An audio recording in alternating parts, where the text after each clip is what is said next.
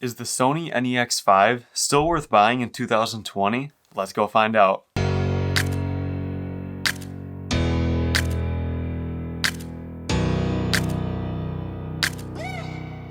So I've already made reviews of the Sony NEX-3, the NEX-5N, and the NEX-5R, and this camera is really similar to those three, and a lot of the problems that those had, this camera has as well. And I'll get into the downsides in a minute, but first things first, let's talk about some of the specs of the Sony NEX-5. This camera has a 14 megapixel APS-C sensor.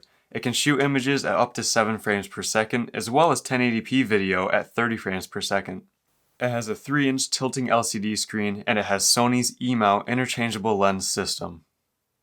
Now, if we compare those specs to any new mirrorless camera, it really doesn't hold up that well, especially considering that this camera has no hot shoe mount or microphone input. But considering that this camera sells for under $100 on eBay, that's where things start to get interesting. For the price of one pair of Gucci socks, you can get a mirrorless camera that shoots great pictures and pretty decent 1080p video. For any beginner photographer, this is a fantastic deal. But should you buy one in 2020? Here's the issue. For only like $10 to $20 more, you can pick up the Sony NEX-5R.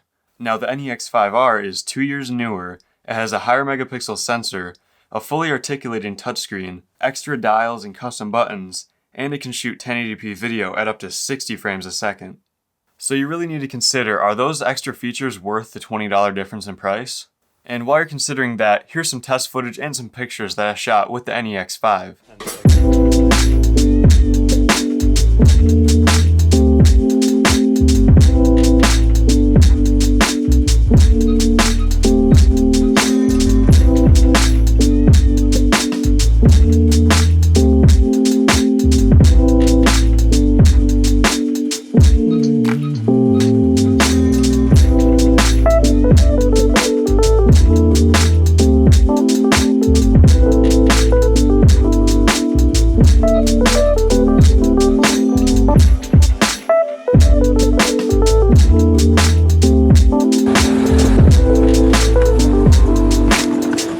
Just got done taking some pictures and videos. I'm actually recording this with the NEX-5 right now.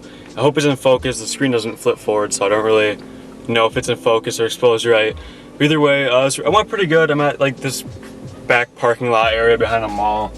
But yeah, it's kind of a vlogging test, I guess. It says 24mm lens, so it's equivalent to about 36mm. So it's probably pretty close to my face, but that's all I got with me. So this is just a little test of like maybe like a vlog situation.